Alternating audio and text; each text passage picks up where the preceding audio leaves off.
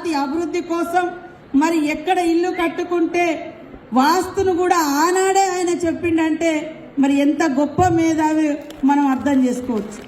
కాబట్టి ఎప్పుడు కూడా పూర్వంలో మన జాతుల కోసం పనిచేసినటువంటి పూర్వీకుల యొక్క చరిత్రను తెలుసుకొని భవిష్యత్ తరాలకు అందించడమే మనం మహనీయులకు ఇచ్చేటువంటి గొప్ప నివాళి అని కూడా ఈరోజు ఈ సందర్భంగా తెలియజేస్తా ఉన్నాను.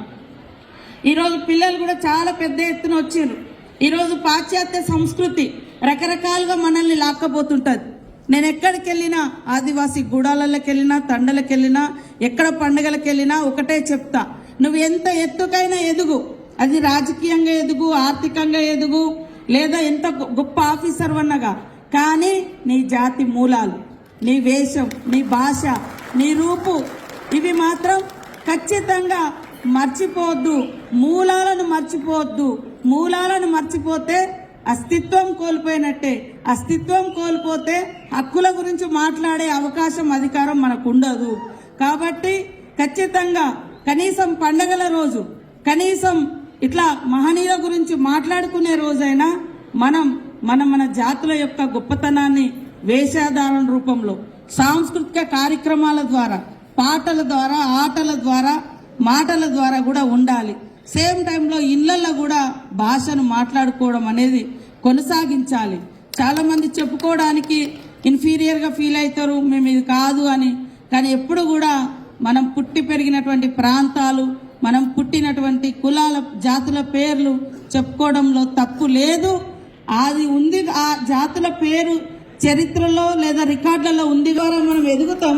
కానీ మన కులం చెప్పుకోము, మనం పుట్టి పెరిగిన ప్రాంతం చెప్పుకోము. ఇది నిజంగా మరి రేపు భవిష్యత్తులో ఆ యొక్క అస్తిత్వానికి దెబ్బతీసినటువంటి వాళ్ళం అవుతాం. ఇక్కడ మరి ఎంతో మంది శరత్ గారు కానీ, ఐఆర్ఎస్ బలరాం నాయక్ గారు కానీ, ఇచ్చినటువంటి లీడర్స్ అంటే అధికారులు, మనం ఎప్పుడూ కూడా మళ్ళీ సమాజానికి లేదా ఊర్లకు, మనం పుట్టి పెరిగినటువంటి ప్రాంతాలకు ఖచ్చితంగా కొంత వెనుకకి ఇవ్వాలి. మనం ఎదుగుతాం, కానీ మనతో పాటు ఉన్నటువంటి మన గూడాలు, తండలు, పల్లెలు ఏవైతుంటాయో అక్కడి కూడా మనం సంపాదించిన దాంట్లో కొంత సేవను చేయాలి. ఆ సేవా మార్గమే ఈరోజు సేవాలాల్ మహారాజ్ గారు మనకు బోధించడం జరిగింది. విద్వేషం కాదు, శాంతి కావాలి, అందరినీ సమానత్వంతో ఎదగడానికి సహకరించాలని. కాబట్టి మనం ఎన్ని కోట్లు, ఎన్ని వేల కోట్లు సంపాదించడం అనేది కాదు, మనం ఎంత శాంతితో, ఎంత ఫ్రెండ్లీగా అందరిని మనతో నడిపిస్తున్నాం అనేది కూడా వారి బోధనలలో, మరి సేవాలాల్ మహారాజ్ గారి యొక్క బోధనలలో, ఆయన యొక్క టీచర్స్లో ఉంది. కాబట్టి ప్రతి ఒక్కరం కూడా అది ఫాలో కావాలని కోరుకుంటూ, ఈరోజు రాష్ట్ర ప్రభుత్వం తప్పకుండా, ఇప్పుడే మన శరత్ గారు ఒక 1 year ప్రణాళిక నివేదిక చదవడం జరిగింది. మొట్టమొదటిసారి ఎస్సీ ఎస్టీ సబ్ ప్లాన్ పెట్టింది కాంగ్రెస్ ప్రభుత్వం, ఐటీడీఎల్ తీసుకొచ్చింది కాంగ్రెస్ ప్రభుత్వం. కాబట్టి గత కొన్ని సంవత్సరాలుగా ఈ సబ్ ప్లాన్ కు నిధులను పక్కదారి పట్టించారని, గత సంవత్సరం 17,000 కోట్లకు పైగా ఎస్టీలకు స్పెషల్ డెవలప్మెంట్ కేటాయించి తండాలలో, గూడాలలో, పల్లెలలో, దళిత వాడలలో, అన్ని ఏరియాలలో రోడ్ల నిర్మాణానికి సీఎం గారు, డిప్యూటీ సీఎం గారు కూడా అత్యధికంగా నిధులు ఇవ్వడం జరిగింది. అది ఆల్రెడీ వర్క్ స్టార్ట్ అవడం జరిగింది. కాబట్టి ఇక్కడ ఉన్నటువంటి అనేక మంది మేధావులు కావచ్చు, పిల్లలు కావచ్చు, మీరు ఊర్లలో, తండాలలో, పల్లెలలో చూసినప్పుడు ఎలా చేస్తే బాగుంటుంది అనేటువంటి సలహాలను కూడా మాకు ఇవ్వండి, ఇక్కడ ఉన్నటువంటి పెద్దలకు ఇవ్వండి. మీ అబ్జర్వేషన్లలో ఇంకా మనం బాగా ఎట్లా చేయగలుగుతాం అనేది ఇవ్వండి. ఖచ్చితంగా మన గవర్నమెంట్ స్వీకరించడానికి సిద్ధంగా ఉంది.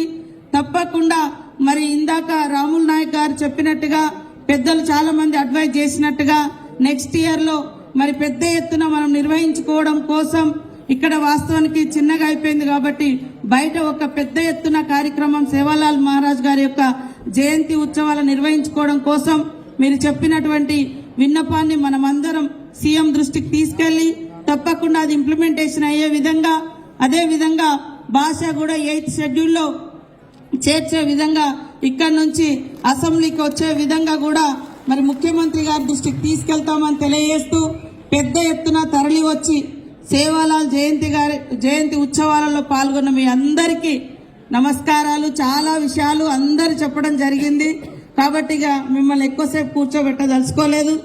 ప్రతి ఒక్కరు కూడా నేను అందరికి ఒకటే తెలియజేస్తా ఉన్నా, ఎక్కడైతే మన మూలాలు ఉన్నాయో ఆ మూలాలకు సేవ చేద్దాం. ఆ మూలాలు మర్చిపోకుండా భవిష్యత్ తరాలకు ఈ మూలాలను అందిద్దాం. కానీ అభివృద్ధిలో భాగస్వాములు అయిదాం.